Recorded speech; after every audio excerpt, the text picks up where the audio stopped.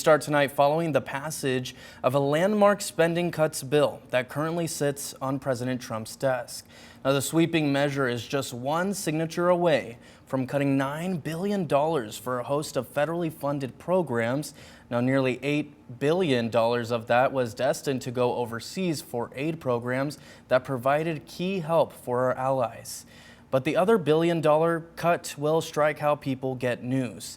Now, that money was set aside for Corporation for Public Broadcasting, which is home to media outlets like NPR. Local NPR stations like WNIJ and DeKalb are said to lose hundreds of thousands they expected to have in a devastating blow to the program.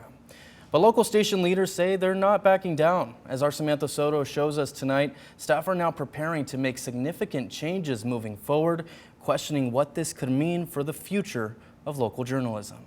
It's not just a moment. This is just the beginning of, of kind of a new frontier for us.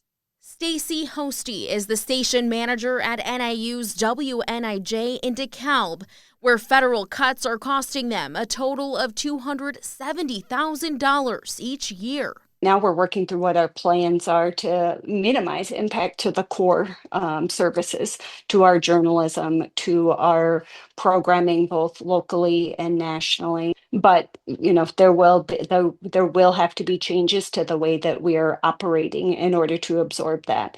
Now they're preparing to lean on other Illinois stations and national partners to weather the storm. Looking for additional philanthropy is a huge part of what our next steps are. Supporting newsrooms and media and making sure that we don't end up with more communities classified as what we call news deserts. Emergency alerts are just one of the key services public radio provides, which Hosty says won't be compromised.